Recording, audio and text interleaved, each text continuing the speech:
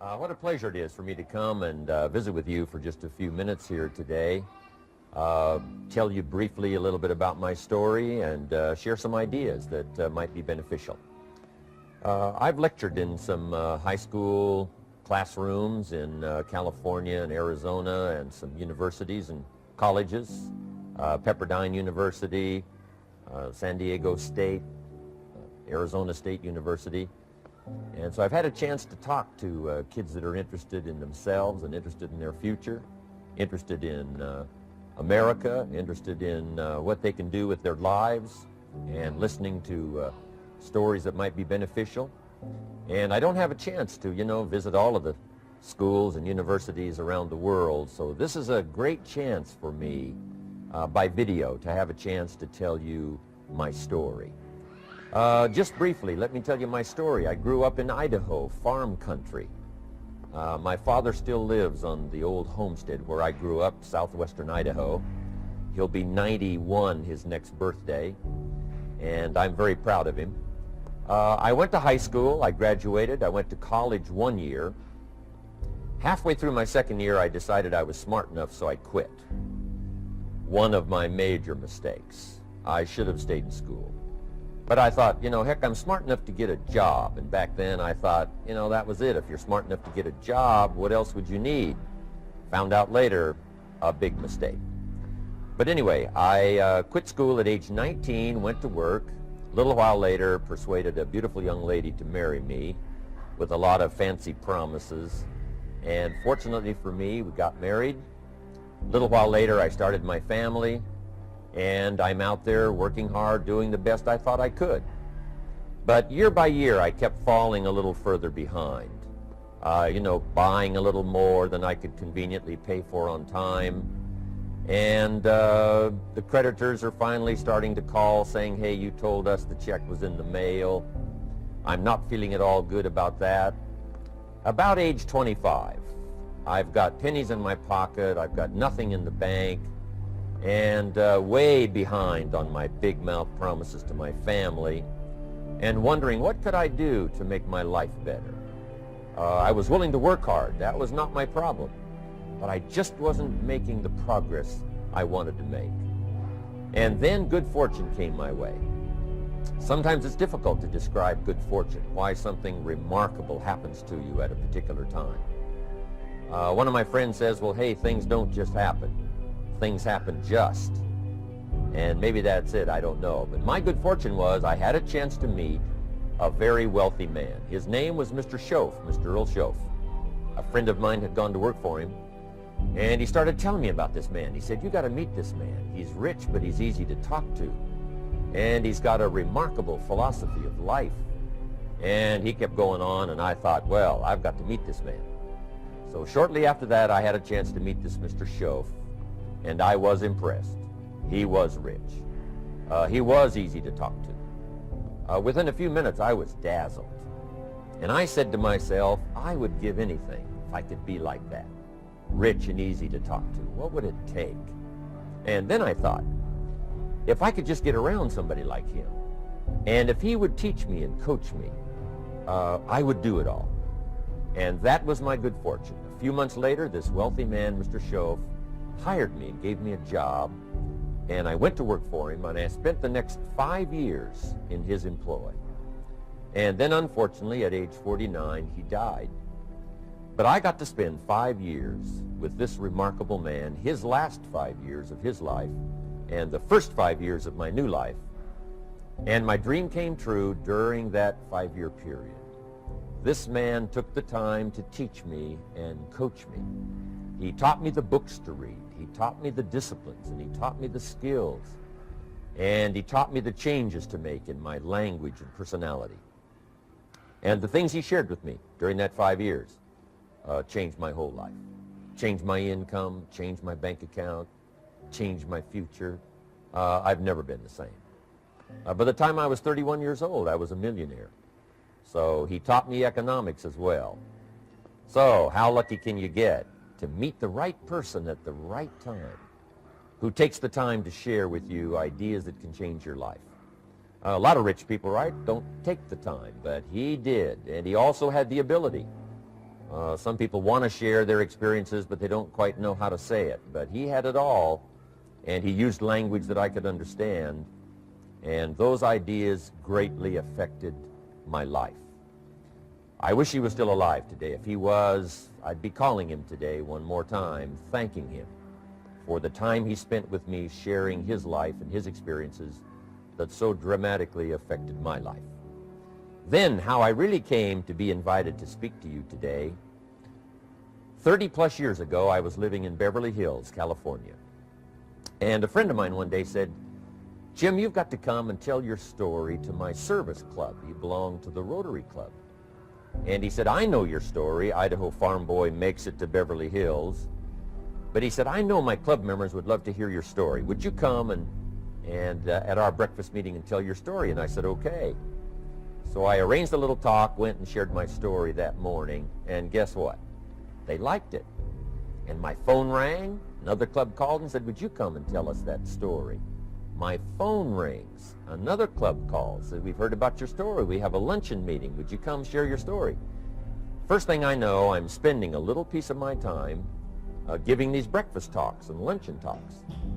And then one day, a man who heard my talk about 3 times said, "Would you come and talk to my management and salespeople?" He said, "I've got this little company going, and he said, if you would spend some time talking with my management and salespeople, I'd be happy to pay you." And I thought, wow, wouldn't that be something? Tell my story and my experiences and get paid? He said, "I'd be happy to." Little did I know, that was the beginning of a whole new, brand new adventure for me in sharing my story in speeches and talks and seminars and lectures. And now this business, become one of my most flourishing enterprises, takes me around the world.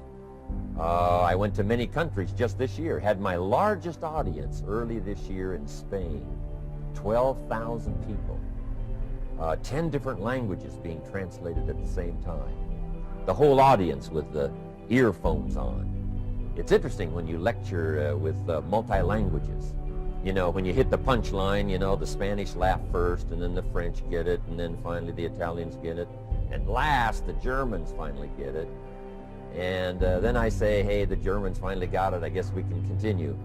You know, some languages take longer to translate than other languages.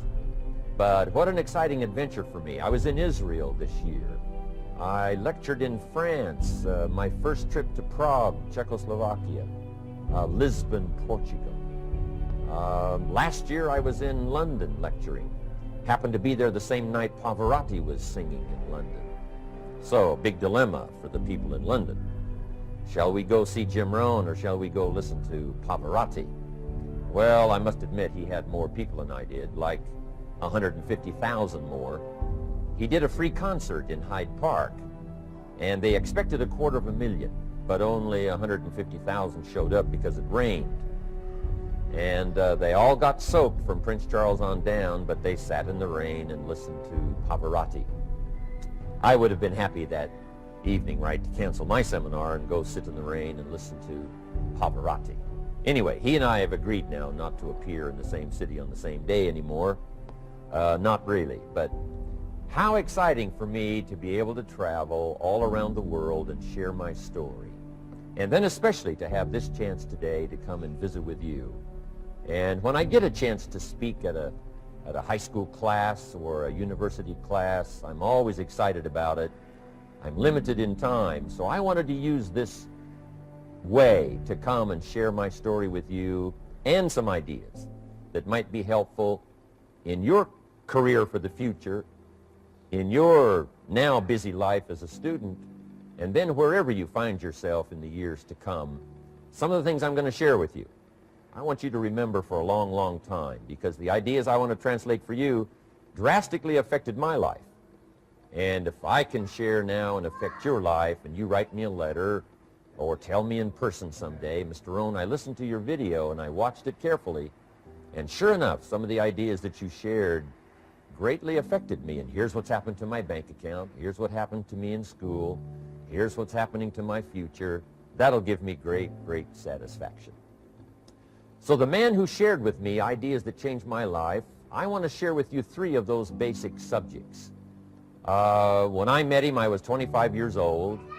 And when I first got acquainted with him, I used a lot of excuses as to why I wasn't doing well. And he said, well, tell me a little bit about your story. And I told him, you know, I was behind on my bills, had pennies in my pocket, nothing in the bank, that I was embarrassed about being behind on my big mouth promises to my family. And then he gave me one little simple phrase that really forever changed my life. And here's what he said. Mr. Rohn, if you want the future to change for you, you've got to change. And he said, if you don't change, the next 6 years of your life is going to be just like the last 6. You'll still be behind on your bills. You'll still be behind on your promises. But then he gave it to me in the form of a promise. When I was 25 years old, I've remembered it all these years, and I've shared this promise now with probably over 3 million people in the last 30 plus years. And it's going to be valid for you, so listen carefully to this promise. My teacher said to me, young man, if you will change, everything will change for you. If you will get better, everything will get better for you. What a clear message that was for me. He said, if you'll change your philosophy, if you'll change your habits, if you'll refine your thinking, if you'll change and accept some new disciplines, if you'll turn the corner where you've been in the past, go for a new life for the future, he said all kinds of remarkable things will happen for you if you will change. Before I met Mr. Schoaf, I used to cross my fingers and say, I sure hope things will change.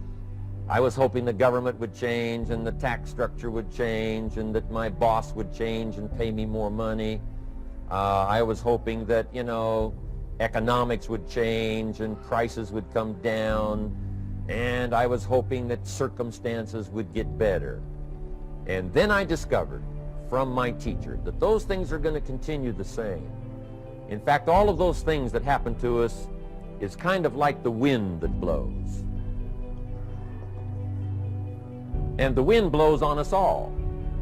In fact, in America especially, the last 6,500 years of recorded history, we've got probably the most favorable wind that's ever blown.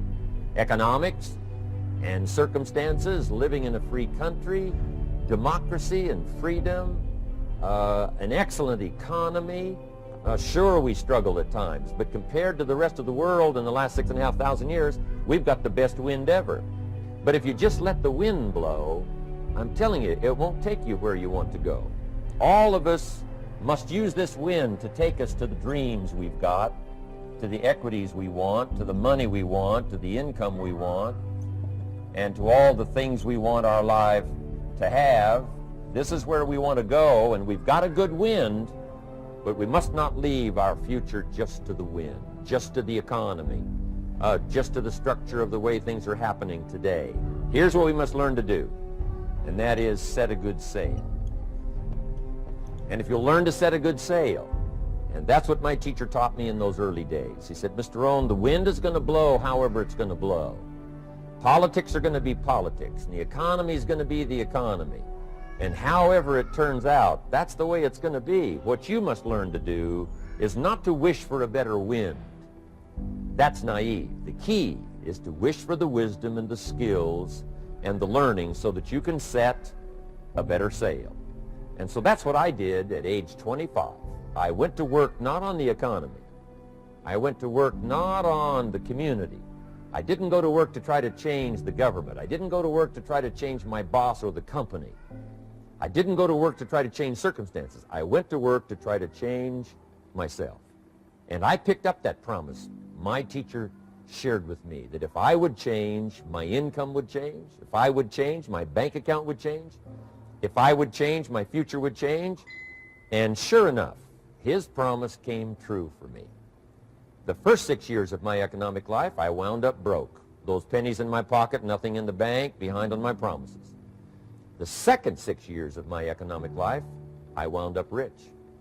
But interestingly enough, the second 6 years of my economic life, the government was about the same and the economy was about the same. You know, the companies were about the same. What they paid was the same. Circumstances around me were the same. You know, my negative relatives were the same. But I was not the same. That's how my life changed. That's how things started working for me changing my life all those years ago. So that's what I wanted to share with you to begin with, this beginning of what Mr. Shoaff shared with me, that if I wanted my life to change, this was what I was going to have to do. And so he broke it down into 3 subjects that really made an impact on my life, and I want to share those with you. The first subject he called personal development. And the second subject he called setting goals. And the third was how to become financially independent. And I'd like to give you just a few clues from those 3 major subjects that so dramatically affected my life. And let's get started. The first one is personal development. Now, in illustrating personal development, Mr. Shoaff, my teacher, started with money. You know, money's not the only place to start in talking personal development, but it's where he started, so let me share the thoughts he shared with me back then. Let me share them with you. Here's the best lesson I can give you on economics. It's very simple. We get paid for bringing value to the marketplace. That's about as simple as I can put economics. We get paid for bringing value to the marketplace. Now, it takes time to bring value to the marketplace. However, we do not get paid for time, so we cross that out. Mistakenly, the man says, I'm making about $20 for an hour. Not true. If that was true, you could just stay home, right, and have them send your money. So that's not true. We don't get paid for time. We get paid for value brought to the marketplace. Now, since that's true, here's one of the key questions of my talk to you today. Is it possible to become twice as valuable to the marketplace and make twice as much money in the same time? Is that possible? The answer is yes. Could you become 3 times as valuable as you might be right now to the marketplace and make 3 times as much money in the same time? And the answer is yes. 5 times, 10 times? Of course. America is unique. It's a ladder to climb. It starts down here, let's say, at $5 an hour, and it keeps going up. Top income last year, $80 million. The guy who runs Coca-Cola. Now, that's a heck of a ladder. That's why everybody wants to come here, right? The boat people are not headed for Vietnam. People haven't plotted and schemed for 50 years saying if I could just get to Poland, everything would be okay. Not true. Everybody wants to come to America. And the reason is because we've got the best wind ever blowing in our favor. We've got the best economic opportunity anybody's had in 6,500 years. And all you have to do is understand it and take advantage of it. Now, there's some key questions to ask here. Why would the marketplace pay someone only $5 an hour? Very simple answer. They're not very valuable to the marketplace. Now, we must underline to the marketplace. This person might be a very valuable brother, yes. Member of the family, valuable, yes. Valuable member of the church, of course. Valuable citizen of the country, yes. Valuable in the sight of God, no doubt. We're all of equal value in the sight of God. But if you're not very valuable to the marketplace, you don't get much money. You say, well, it shouldn't be that way. Well, then you got to start your own country. You know, this one's been in process for 200 years, and this is the best we've been able to come up with so far. But here's the key. You don't have to stay here. Now, there was a big debate in Congress last year that this $5 was not enough, should be 6, should be 6, should be 6. But we don't need legislation. 6 is already on this ladder. The next step up. You know, if you work for McDonald's, they'll pay you $5 an hour to take out the trash. If you whistle while you take out the trash, they'll pay you $6 an hour. So we don't need that legislation. You just need to take lessons on how to whistle. Have a good attitude. Now, as you begin to climb this ladder, why would the marketplace pay some people $50 an hour? Answer, evidently, they must be more valuable to the marketplace. 10 times more valuable. And is that possible for someone to be 10 times more valuable and earn $50 an hour instead of 5? And the answer is yes. That's what America is all about. Now, why would the marketplace pay some people $500 an hour? Evidently, this person must be much more valuable to the marketplace. That's what's important to understand, to the marketplace. And would the marketplace pay one person $80 million for 1 year's work? And the answer is, of course. If you helped a company make $1 billion, would they pay you $80 million? I'm telling you, it is possible. And that's why America is so exciting. That's why this financial ladder is so exciting. It's possible for all of this to come true for all of you, no matter where you start. As a student in school, just getting started out there in the workplace, this is all possible for you. Now, Mr. Schoaf gave me the clue on how to climb this ladder as high as I wanted to climb. Now, we're talking primarily economics here. There's a lot of other ways to become valuable to your family, valuable to your friends, valuable to the community, valuable to the team, right? Valuable to the team effort, valuable to the concert. But here's what he said to me. In climbing this ladder economically, all you have to do is work harder on yourself than you do on your job. Once I heard that, it made sense to me.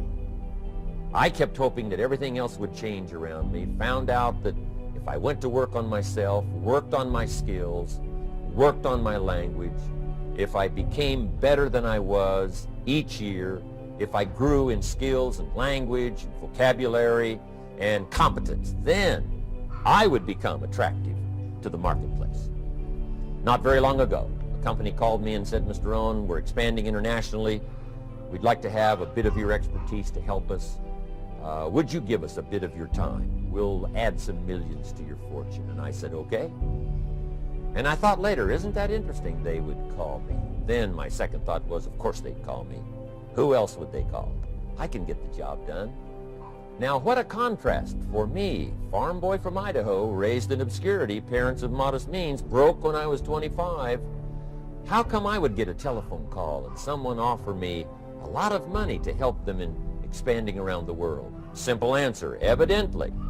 Something happened to me between age 25 and where I am today. And I can tell you where it all started. From my teacher, Mr. Schoaf, who said to me, we don't have to change what's going on out there. That's the wind that's blowing. All we have to do is change what's going on in here. And now there's several ways to do that on personal development. And let me give you those ways. Here's the first one. We must learn from personal experience. Pretty simple. Learn from what happens to you. Take a look back over the last few months. Did you make some mistakes? How could you correct those for the future? Take a look back over the last year. Have you done it right or done it wrong? Let's correct it for the next year. Learn from your personal experience. Mr. Schoaf asked me when I first met him, he said, Mr. Rohn, how are you doing? You've been out there now 6 years. And I said, I'm not doing very well. He said, I suggest you not do that anymore. What a simple, swift analysis to my situation. He said, if you keep doing it, the next 6 years will be like the last 6. You don't want that to happen. Let's make the changes. So learn from your personal experience. Now here's number 2, why I came to share this video experience with you today. And that, I call it OPE, other people's experiences. That's me, other people. That's your teacher, other people. That's your friends and colleagues, other people. The people you meet that can pass along to you their experiences, what's happened to them, the mistakes they made, how they corrected them, how they changed their health and changed their bank account and changed their income and changed their future. That's it, other people. Now there's 2 kinds of people to learn from. One is failures. It's too bad failures don't give seminars, right? That would be valuable. Bring your notebook.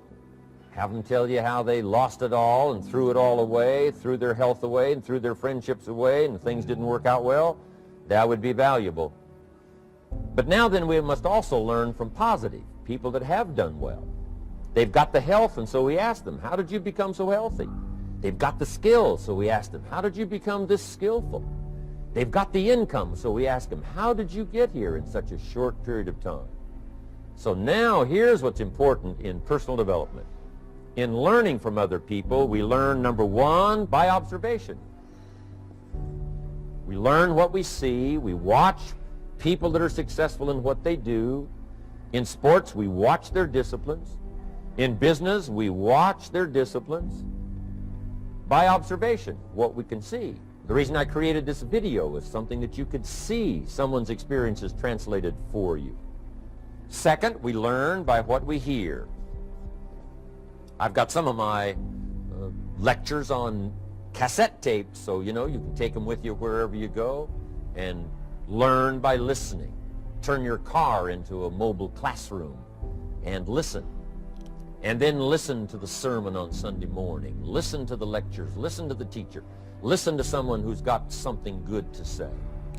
And then number three is vitally important on personal development, and that is read all the books you can possibly read in your lifetime. Mr. Schoaf got me started on my library. I've got one of the better libraries. Haven't read everything in it, but I feel smarter just walking in it, my library. At least I was smart enough to buy it. Now I got to be smart enough to read it. Then, of course, I got to be smart enough to decide what's valuable and then do it. But this one is very important. Become a good reader. Some books that helped change my life. Mr. Schoaf recommended, of course, the Bible. And my parents made sure I was a pretty good scholar by the time I was 18. That's been so beneficial for me, drawing from those illustrations, reading about those stories, people who made it and people who didn't make it, and what the difference was. And then other books that helped to really change my life. One called Think and Grow Rich by Napoleon Hill. And then a book that helped me become financially independent by the time I was 31. And that book is called The Richest Man in Babylon by George Clason. And I'm going to share a little bit of that book with you when I get to financial independence today, our third subject. But I started reading the books, attending the classes, making sure that I got in front of people that had something good to say. And then I started keeping a journal. One of the major things my teacher taught me was to keep a journal. He said, don't trust your memory. If you hear something good, just make a little note and write it down. Now at first I took, notes on pieces of paper and torn off corners and backs of old envelopes. And it didn't serve me well, thrown in a drawer. Then I learned to keep a journal, a bound copy of all my notes. So I would suggest you do the same. Things that impress you, a poem that impresses you. When you attend a class, some of the ideas that impressed you, jot them down. You read something in a magazine, right? Some ideas, take those out, put them in your journal. Keep a good journal the rest of your life. This will serve you well. My journals make up a significant portion of my own library. And if you saw my library and saw my journals, I tell you what you'd have to say. This is the library, and these are the journals of a very serious student. No wonder Mr. Rohn is invited to lecture and speak on his experiences around the world. So I want the same thing to happen to you. Value captured that you can resort to later, go back over it and review it, and let it become valuable to you. So that's my first subject, personal development. Work harder on yourself than you do on your job. Develop the skills. Learn the lessons. Take the classes. Absorb all that is being taught to you these days. And then later on, of course, you can sort it out, what's valuable to you and how to refine it for your business and for your life and for your future. But the main thing is to get it and start this process of personal change, personal development. And let me say it one more time. If you will change, everything will change for you. You'll never be the same. You'll keep growing. As you look back on a few months, look back on a few years, you won't believe the progress you can make economically, your relationship with your family, your friends, and whether you're in sports or economics or whatever. I'm telling you, that whole process of committing yourself for personal change, personal value, can really make your life unique and worthwhile. Now let's cover the second subject, on setting goals. Mr. Schoaf gave me some tips on setting goals that changed my life forever. And I want to share those with you.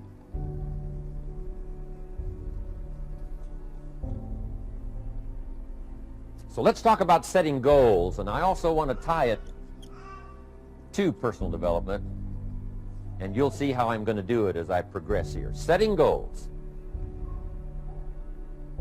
We need to take a look into the future. There are 4 things to consider in terms of attitude. One is how you feel about the past. Best advice I can give you on that is treat the past as a school. Let it teach you the mistakes you've made, the things that went wrong, the things that didn't work.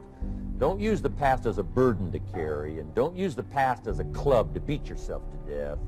Past losses, past failures, past mistakes. But let the past be a school. Tough school maybe. We've all been through some tough stuff. So if you feel good about the past, draw from it for experience and let it teach you. Then next is how you feel about the future. We've got to have the future well designed. The future is called the promise. And here's what we teach in our leadership series. The promise of the future can be an awesome force for your own future. The promise of the future, designing the future. There's 2 ways to face the future. One is with apprehension, and the other is with anticipation.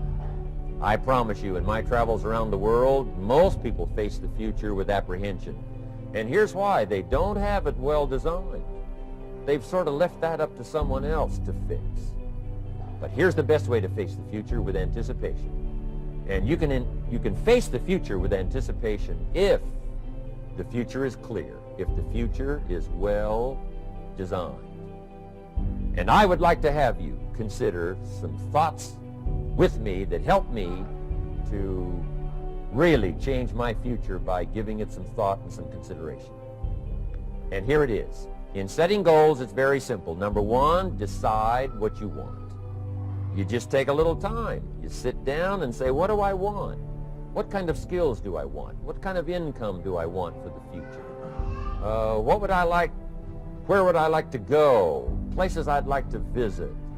Habits I'd like to acquire. Skills I'd like to have. You just take a little time to think about what you want.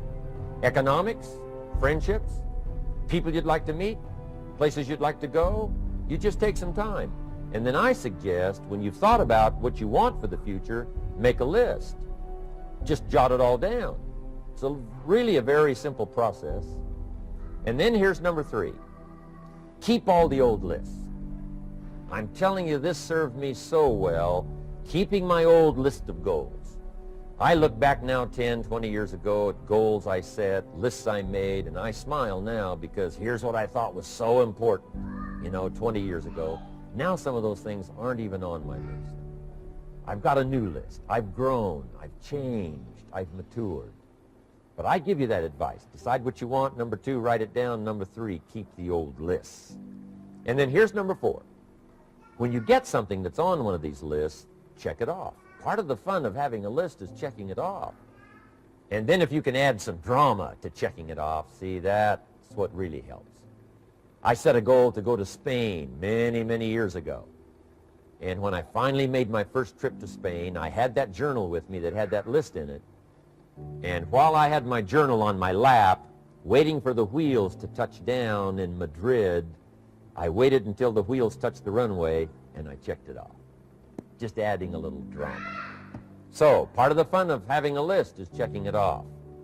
Now, here's what's important about the list and designing your future.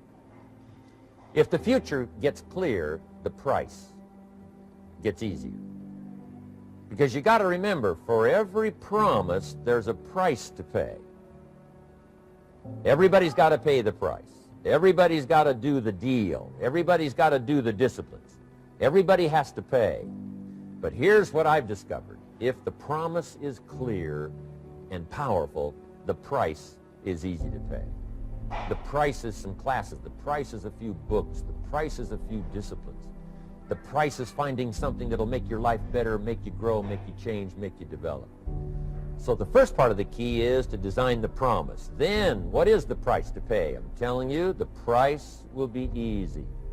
Anybody in my audience can pay, no matter where you are, where you come from. Color doesn't matter, religion doesn't matter, where you grew up doesn't matter, circumstances don't matter. I'm telling you, if you'll make the promise of the future clear for yourself, the things you want, the places you want to go, the things you want to have, the person you want to become, the skills you want, the homes you want, the future you want, the friends you want, all of the values of life that you could possibly want.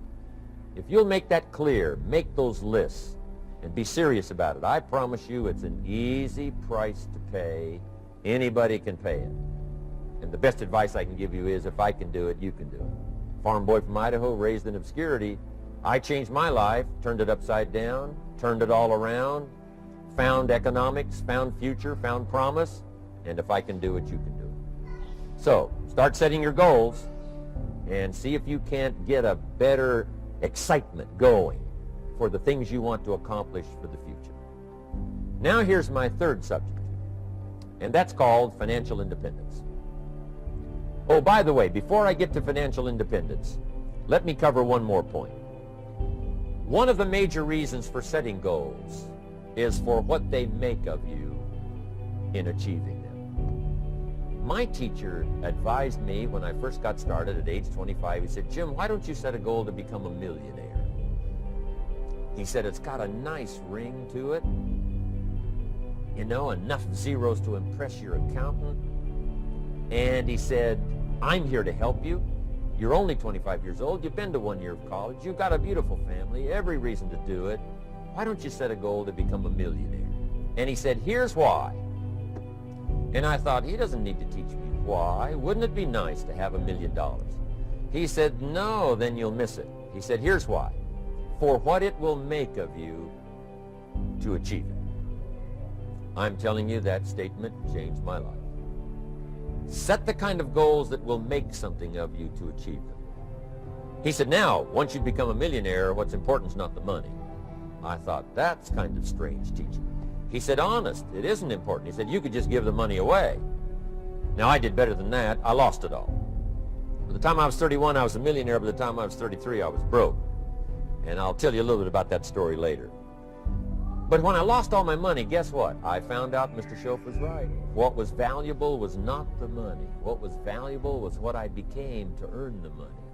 The skills I had, the knowledge I had about the marketplace, the values that I had going for me. They were more valuable than the money. And here's an important statement to remember. It's not what you get that makes you valuable. It's what you become. So part of the key here is to set the kind of goals that will make something of you. Don't set them too low so that you don't have to grow and you don't have to read and you don't have to try and you don't have to stretch. Don't set them too low. And then don't sell out. Don't go for something that's going to cost you your virtue or cost you your values or sell out your principles. There's a good middle road here to follow. Goals that will inspire, goals that will help you grow, change, develop, and become better than you are. Okay. Now let's talk about financial independence. How to become rich by 40, 35 if you're extra bright, much sooner if you find an opportunity like I did. Let me show you how I did it. Financial independence. First of all, I like the phrase financial independence. Some people are a little bit concerned about using the word becoming rich or becoming wealthy, and I can understand that. I struggled a little bit with this. Is it okay to go for becoming rich, go for becoming wealthy? And maybe that's a bit too strong a word or strong a term, so here's what I've come up with that I think is comfortable for me, and that is how to become financially independent. I think it's every person's heritage here, especially in America, to become financially independent. Now, let me give you my definition of financial independence. Financial independence is the ability to live from the income of your own personal resources. Financial independence. Now, it depends on how you want to live.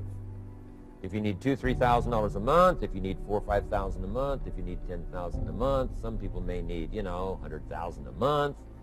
But whatever you would need to live, and you could earn that living from the income of your own personal resources, that's what I call financial freedom, financial independence.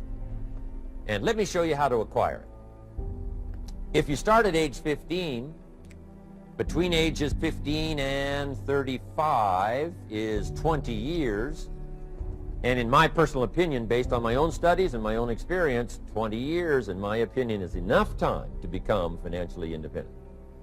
If you're not, you don't live in the wrong country. Probably what's happened is you have the wrong plan. And it's easy to be a nice person with the wrong plan. I found that when I was 25 years old. I was broke at age 25, and I was a nice guy. You would have liked me. But I'm telling you, my plans up until then, especially my financial plan, left me broke. I totally changed it the next 6 years, and I became financially independent. So I know what I'm talking about. It is possible in a reasonable amount of time, 15 to 35, whatever, 20 years time, enough time. You can do it in a much shorter period of time, like I did if you want to. But this was a reasonable enough time. But here's number one. First of all, you got to have the right philosophy. Philosophy is our ability to gather knowledge and sort through it and decide what's valuable. To develop a philosophy about life, a philosophy about our health, a philosophy about our family relationships, a philosophy about economics. And if you develop the right philosophy, that's what helps to set this sail so that in 6 years it takes you where you want to go, instead of winding up like I did that first 6 years of my economics, broke, no money, empty bank account. The right philosophy. Now let me give you a couple of philosophies to consider. Here's the first one. It's called the philosophy of the poor. And here it is. Poor people usually spend their money and invest what's left. That's the philosophy of the poor. Now here's the philosophy of the rich. Rich people invest their money and spend what's left. And here's the startling answer. It really doesn't matter what the amount is. What's most important is not the amount. What's really important is the philosophy. So I would ask you to adopt this philosophy of spending after you have invested. Invest first, then spend. And I've got a little formula that I'm going to share with you. Now, what should a child do with a dollar? I mean, there's a lot of debate going on, I'm sure, across the country on what a child should do with a dollar. Here's one opinion. It's only a child and it's only a dollar. What difference does it make? Well, in my opinion, it makes all the difference in the world. A person's economic future starts with a child with a dollar. Somebody says, oh, no, you're only young once. Let him spend it all. Well, when would you hope that would stop? Somebody says, well, wait till he's 50 and broke like me, and then he'll learn. Well, no, we don't want to wait that long. If I would have known earlier than age 25, I would have changed.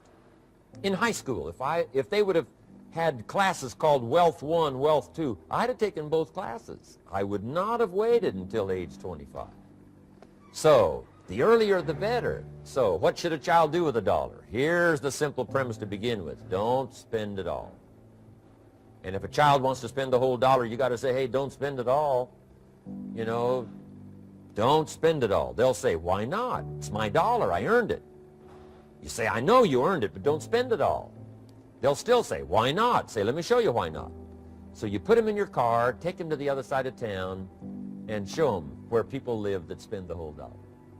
Just drive them around. Kids learn best by visual. Just drive around and say, would you like to live here? Kid says, no. Would you like to live like these people live? Kid says, no, no. Then you can't spend the whole dollar. So, kids will get the message. So, take them to the other side of town and show them around, unless you already live there, and then just show them around. Anyway, don't spend the whole dollar. Now, let me give you my best view of what to do with the dollar. And I promise you, if you started at age 15, now if you're over 15, right, you've still got plenty of time. You still got 20 years. If you're 30, you've still got 20 years. I mean, you still got plenty of time to start what I'm about to share with you. What to do with a dollar. Here's my first bit of advice. Never spend more than 70 cents. Never spend more than 70 cents. Now, you got to pick some number, and the number you pick is going to be determined by your philosophy. It's going to be determined by what you've been taught or your experience teaching yourself. When I first met my teacher, Mr. Shove, I was at about 110% of each dollar. You know, I'm down at budget finance, hawking my furniture and my car one more time. And then I learned a whole better formula for financial independence. Number one, don't spend more than 70 cents. Now, kids say to me, well, okay, what do I do with the other 30 cents? And here's what I teach them. 10 cents for charity. Charity or church or helping people that can't help themselves. 10 cents to support worthy projects. Projects that you feel good about. 10 cents out of every dollar. It's called being generous with part of what you've taken out of society. Now, in my opinion, nothing teaches us character better than generosity. No class, no teacher, no book teaches character better than generosity. And the best time to start is when the amounts are small. And I know if kids learn these lessons well, they'll give a dime out of a dollar, help people that can't help themselves, support worthy projects. Or if you belong to a church, they teach tithe, piece of. It's very important. Now, because when the amounts get larger, sometimes it's a little more difficult. You know, giving 100,000 out of a million, someone says, oh, if I had a million, I'd give 100,000. I'm not sure. That's a lot of money. So the time to start is when the amounts are small. 10 cents out of the dollar. Okay, next 10 cents I call active capital. Active capital means do something to make a profit. Active capital. Set aside a portion of your income. Wages are okay, but I'm telling you, wages will make you a living. Profits will make you a fortune. So set aside part of your income as capital, called active capital. Any kind of project you can possibly think of, you can possibly come up with. I'm going to write a new book, I think, for kids. I think the title is going to be, Of Course, Kids Should Pay Taxes. It's kind of an interesting title. In California, kids do pay taxes. When a child walks into 7-Eleven, buys something that costs $1, the proprietor says, give me 7 more pennies. And the child says, hey, what's these 7 pennies for? The proprietor says, that's the taxes. Kid says, well, hey, I'm only 8 years old. Proprietor says, congratulations, you're my youngest taxpayer. Give me the money. So in California, where I live, kids do pay taxes. Big question is, should they? And my book will answer that question. Of course, kids should pay taxes. Nothing is for free. If you want to ride your bicycle on the sidewalk instead of in the mud, you got to pay the 7 pennies. Nothing is free, so we all have to pay. So, 10 cents out of your living, out of the money you earn, set aside for capital. Capital to try your best to show a profit. And in my book, it's going to be all kinds of ways kids can make money, right? 2 bicycles, one to ride and one to rent. I mean, you know, it doesn't take long to figure out some enterprise that'll start making a profit. Then you must jot this down if you're taking notes. Profits are better than wages. 1, you can't usually start wages until you're about 16, 15, 16. But you can make a profit long before you're eligible to start earning wages. And then there's no limit to profits. And they can double and triple and quadruple. You know, there's no limit. It's incredible how fast profits can grow. So profits are better than wages. Wages make you a living. Profits make you a fortune. Now, the third 10 cents is vitally important. I call it passive capital. Capital you let somebody else use. A financial institution, stocks and bonds, mutual funds, whatever. Let someone else use it. You furnish the money. They use it to make a profit, but they pay you for the use of it, called interest. And here's one of the things that'll make you financially independent fairly quickly, and that's called compound interest. And this is how you get it. Letting someone else use a portion of your money, your substance. They show the profit. They pay you interest. And this passive capital, I'm telling you, over a sustained period of time, if you'll develop this little 10, 10, 10, and 70, especially starting at age 15, I'm telling you, by the time you're 35, you will be financially independent. You'll have the ability to live from the income of your own resources. And then one more point on passive capital. There's a Bible philosophy. I'm an amateur on the Bible. But there's a Bible philosophy that teaches the borrower is servant to the lender. And if you want to be in a powerful position as you grow older, finally when you become mature, maybe have your own business, things have worked out for you for the future, the position you always want to be in is the power position. And that's called the lender. The lender is the power position. So if kids learn early enough, and then you ask them what they'd like to be when they grow up, I'm telling you, once they understand, they'll say, well, one of the things I want to be is one of those lenders. That's the power position, not the spender. No, you'll be pitied the rest of your life if you just become a spender. You got to become a lender. And I think this is the one formulas to follow. 10 cents out of every dollar. Let someone else use it. Be the lender, power position. Then try to show a profit. Can't we teach our children how to take $1, search the neighborhood, find a broken wagon, pay $1 for it, bring it home, clean it up, sand it until it's clean, paint it red till it shines, straighten out the wheels till they're true, take it back to the neighborhood, sell it for $5? Anybody can do that. Now, does the child deserve $4 profit? And the answer is yes. Society now has a mended wagon. That's what America's all about. Finding something, touching it, making it better, making a profit, taking part of your resources, helping people who can't help themselves. Let someone else use it to make a profit. Some projects require more capital than one person has. Exciting. And then let them pay you for the use of it. America's had this philosophy now all these years. Communism has taught all these years capital belongs in the hands of the state, not in the hands of the people. We've been teaching all these years capital belongs in the hands of the people, not in the hands of the state. And we turned out to be right. Capital in the hands of the kids, capital in the hands of the people. Enterprises that make a profit, enterprises that grow. It's the hope of our future. So that little simple formula, I hope, will help you. Now, one more key on financial independence, and that is attitude. Attitude. Here's number one. I used to say, I hate to pay my bills. My teacher straightened me out on that. He said, let's see, Mr. Rohn, what you hate to do is pay $100 on an account and reduce your liabilities and increase your assets. I said, well, no, not if you look at it that way. He said, well, it all depends on how you look at it. So wouldn't you love to pay your bills, reduce your liabilities, increase your assets? You've got to have that kind of attitude.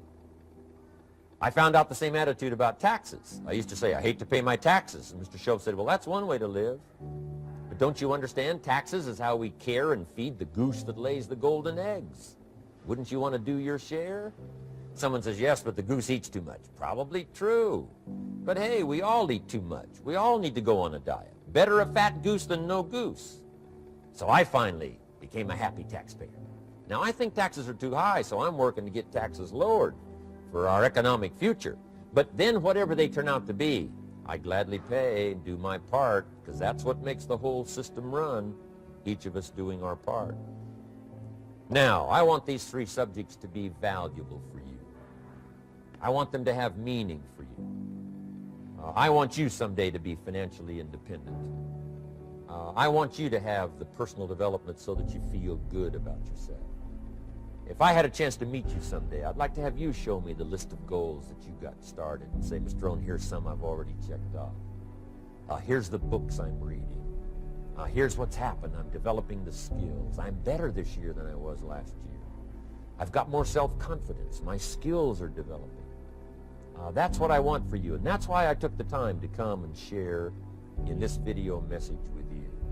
I do seminars all around the world, but this is one way that I can reach out and touch you in case you can't come to my seminars wherever I am. Maybe this video will reach you somewhere, and it'll have an impact on your life. And what I'd like to do is later hear about it, a letter, phone call, or to have a chance to meet you in person. And now I'd like to leave you with these 4 questions called questions to ponder. These questions were valuable for me, and I want to make them valuable for you. Here's the first one, why? We all ask why we should work this hard, why take that many classes, Why go to school that many years? You know, why take the notes? Why read the books? Why work that hard? Why put yourself through the push-ups and the disciplines? Why? Good question, why? Best answer to why, I think, is the second question. Why not? Why not see how many books you can read, how many classes you can take, how many skills you can develop?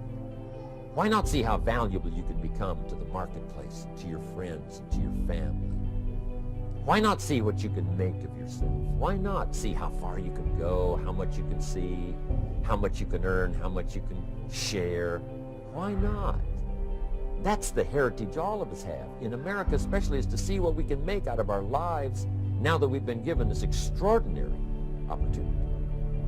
Now, my third question I'd love to ask you in person. But since I can't do it in person, I want to ask it of all of you. But I want you to take it personally. And my third question is, why not you? Why not you? With good self-esteem.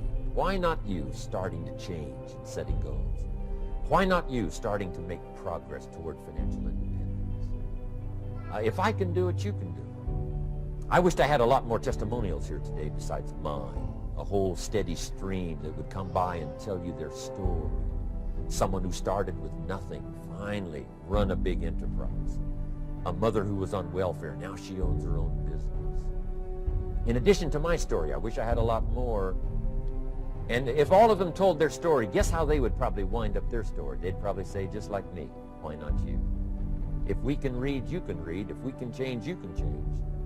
If we can figure it out, you can figure it out. If we can turn it around, you can turn it around. There isn't anything you can't accomplish. That's what those testimonials would say. And so I want to say it to you personally. Why not you? You've got the brains. You've got the stamina. You've got the vitality. You've got the interest. You've got your life ahead of you. You've got the future. You can do it. If anybody can do it, you can do it. If one of us can do it, hey, we all can do it. And now here's my last question. Why not now? This is a good time as the 20th century starts to wind down, a few more years as we get ready for century 21. What a good time to set your goals, work on yourself, work on your skills. What a good time to get it together. What a good time to start this process. Personal development, growing, changing, developing, having a good plan for your money and for your life and for your future.